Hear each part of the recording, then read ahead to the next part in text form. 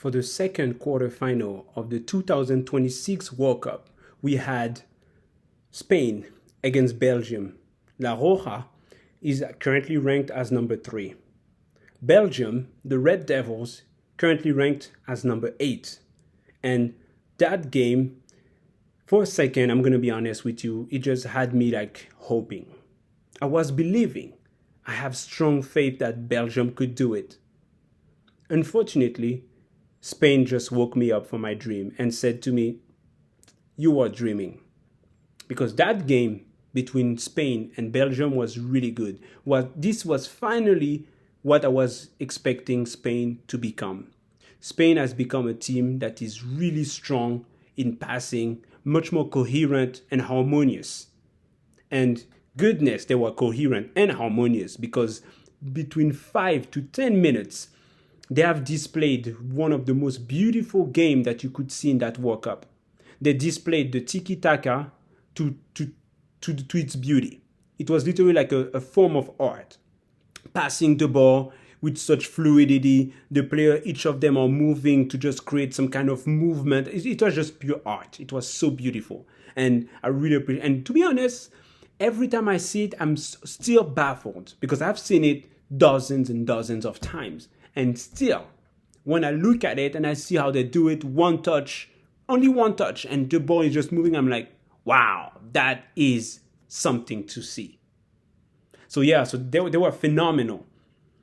However, they still made some mistakes.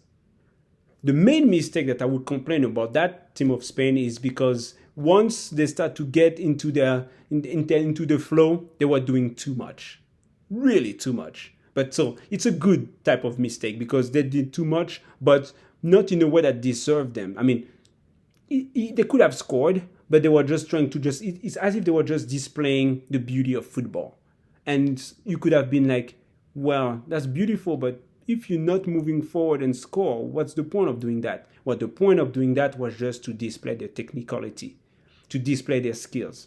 And the main actor in that was Lamine Yamal.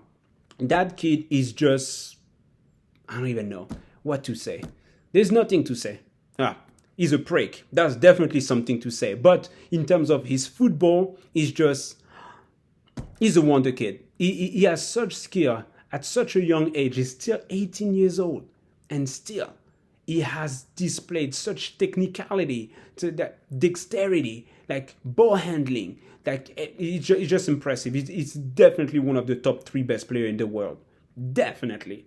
And yeah, and that Spanish team was literally molded around him. He's not the centerpiece, but you can see that the team is the reflection, is the image of that team that is very, very, very technical and can just do wonders with their feet.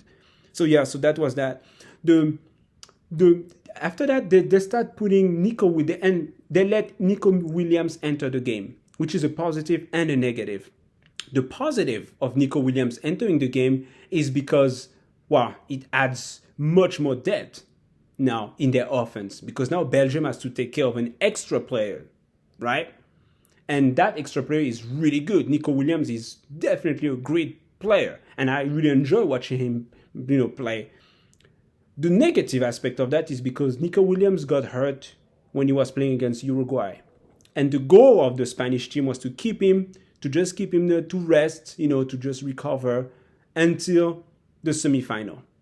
Which means that if they had to bring him out of his resting phase to the game, it means that Spain did not control the game the way that they thought they were going to control it. Yeah, because that Belgium team, despite being older and probably a little less slower and probably also a little less technical than them, they were in a fight. They literally fought tooth and nail because that's what they needed to. And that's the reason why even when Spain just scored the first goal, Belgium came back to it and tied the game. So that is something that is just beautiful it was just beautiful to watch. On the other hand, on the side of Belgium, though, it's that I've seen many issues with that Belgium team, but once again, they were underdog. But one of the issues that I saw was the fact that De Bruyne was completely isolated. De Bruyne as the midfielder is the one, first and foremost, is the one that connect the defense and the offense because he's right in the middle. Duh. But more importantly, he's also the one who's supposed to just literally create the opportunities because he can distribute the ball when he sees fit. And, well, two reasons why he couldn't do that. First is because Telemans and Yunnan, yes, those two players were not playing, So it means that the people that were around him that would reinforce the midfield were not playing. So you had two subs that obviously are not the same level as those two that are not playing. So it means that De Bruyne felt really lonely. That's one. Second is because Spain deliberately just cut the line between the midfield and the offense. So they were completely disconnected. And because they were disconnected, De Bruyne could not fully see what opportunity could give his offensive player. And more importantly, he could not even have the ball to give the offensive player a shot at doing anything. And I think that was just brilliant. That was pretty good, pretty well done from the Spanish team. And the second thing was that the Belgium, they were getting on my nerve. There's a moment because every time they just get the ball from the defense, Belgium kept going to the same path to counter. They always went to Deku. Deku is fine, okay? But things that are fine has to be unpredictable. If you use your best player but still to do the same thing on the same position, at the same speed and at the same pace, people will eventually be able to just know exactly what you're about to do, so they will counter you. So what was at first smart, because Deku is fast, he has some skills and everything, at some point it just become like redundant, to the point that even the Spanish players themselves, they just knew how to counter Deku. Or they just literally, Lamine Yamal for a second, he just made a professional foul, meaning a foul that is not going to give, is a foul that is not going to cost you too much, okay? But it definitely interrupts the entire counter of the opposite team. So because you foul him, now the referee whistles, you have to stop, they have to bring the ball, and in the meantime, the entire team can go back in defense. So now they're just, fully settled in their defense, and now your action is entirely wasted. So yeah, but they would have never done that if the ball was just transitioned to other players. But they kept giving it to Deku, and Deku was keep doing it the same thing. And I'm like, yeah, bro, that's I'm just tired of seeing that. But anyway, the other number 3 that happened to Belgium is what? Cramps. And you might say, yes, okay, cramps happen to everyone. That is true, but it happened even to the goalkeeper. I'm talking about Thibaut Courtois got a cramp. A goalkeeper having a cramp, that just showed that. And the game was not, it was intense, obviously, but it was not like the craziest game that you've ever seen. It's not even the craziest game that Thibaut Courtois or the entire Belgium has ever been. But this just shows you something that is clear. Age. Old age eventually catch up. So Thibaut Courtois as a goalkeeper just had to forfeit, so he has to be subbed. De Bruyne himself too, he has to be subbed eventually. So you have 2 of the last 3 golden age of Belgium player that had to be subbed. And obviously Lukaku, he didn't start, so he entered afterwards. But those 2 has to be subs. And that's the reason why the second game comes. The second game of Spain comes because they pass it to a player in Spain, and that guy has about 10 yards around him of just free space. And I'm like, and when I saw it, I'm like, oh, he's going to shoot. He's going to shoot. And he did shoot.